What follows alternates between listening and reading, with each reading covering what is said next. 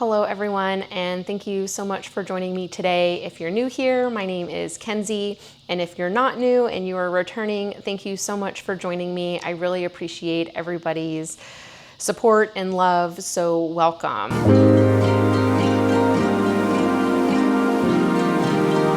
So on today's video of McKenzie's plant journey, we are going to be chopping and propping my Hoya Polyneura Jasminka. Look how pretty she is. Look at those leaves. So the Jasminka has the pretty splashy leaves. Let me find you guys a good one. So it has the pretty splashy leaf with the elbow margin right there. So she's super pretty. Look at that splash she has going on. She's got a growth here. She has one here. I don't know if you guys are here. So she's got this one here, and then she's got this one growing. So yeah, we're gonna go ahead and chop her up and get her potted into some stratum and perlite, which I've already pre-made. And then here in a few weeks, we'll get her repotted into a completely different pot, and then all the cuttings that we make today we'll go ahead and add in. That way I can have a fuller, bushier plant. So yeah, let me bend you guys down and we will get started. Alrighty guys, so I have my shears here. You can buy these pretty much anywhere. I got these on Amazon, but they sell them at Target during the spring and summer. You know, Lowe's, Home Depot, garden store. So really any pair of shears or scissors that you guys have will be perfect. Just make sure that prior to use, they're cleaned with some alcohol, or really, if you're me and you don't have any alcohol, just wash them in the sink with some soap, detergent, and water, and you'll be just fine. All right, so with this plant right here, right, so this is the top of the plant, right, all of these. So, and where each leaf comes out, so here, here, here, right here, and there, those are all nodes. So we want to cut below the node. So I'm going to make these two leaves with this one as one cutting, so we're going to cut that way down here. We're going to cut it way down here, and then these two leaves will be a second cutting, so we're going to cut that here, and then so on and so forth. And we'll probably only cut to about here. So we should end up with 1, 2, 3, 4 separate cuttings. And then, like I said, here in the next couple weeks or few weeks, once they're rooted up, we'll go ahead and repot this entire plant, and we'll add in these cuttings, and then we'll have a nice bushier plant.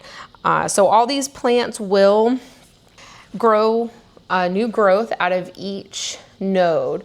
So in between each leaf and that stem, so right here and on the other side, there is the potential of a new vine to grow out.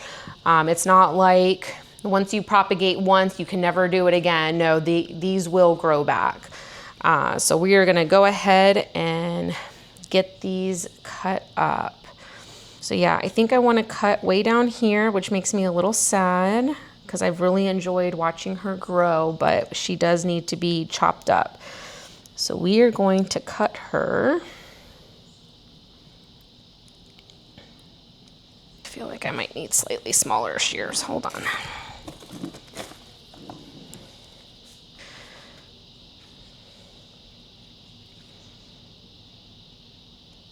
So I try to cut as close to the bottom as I can.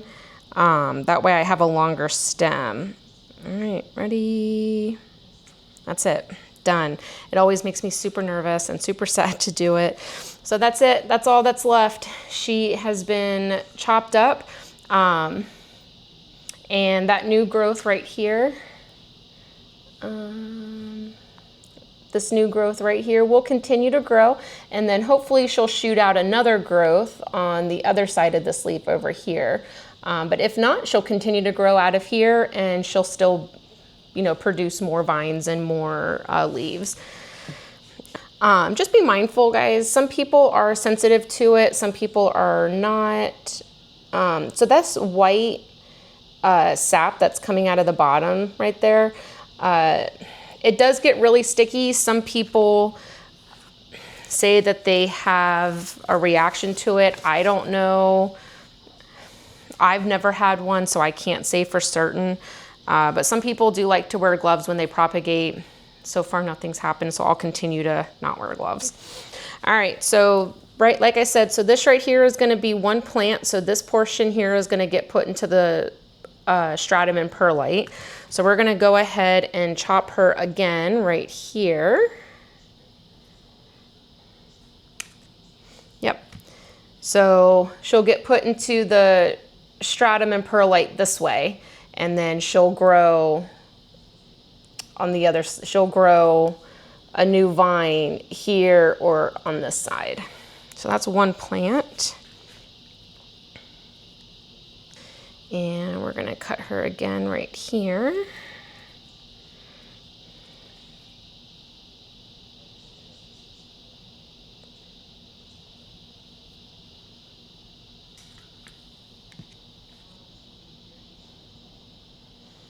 So that's plant number 2.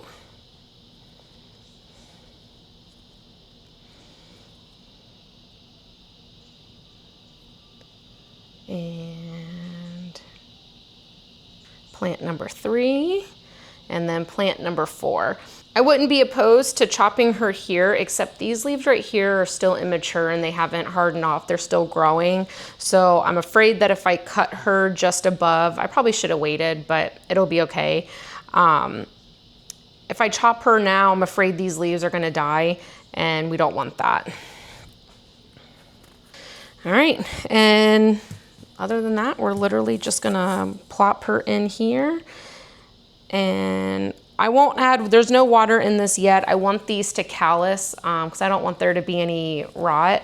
I don't know if you guys can see, but on the, I don't know if you can see those little black dots right here. So those are gonna be new roots. And if the stem didn't have them, they'll grow roots out of the bottom of this.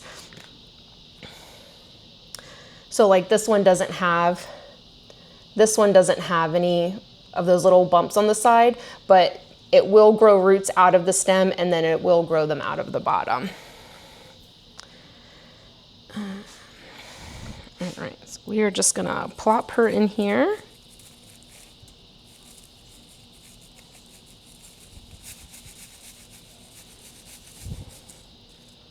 Just like that.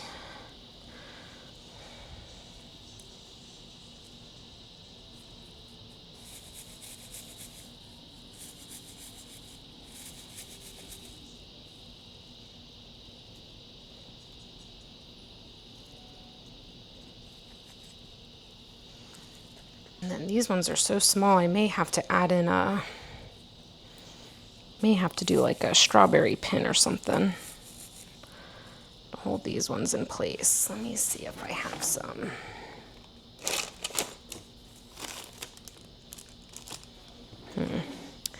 I may end up just popping these ones in some water. At least that one I may pop in water. You can do water or stratum and perlite. Really, it's whatever makes your heart happy.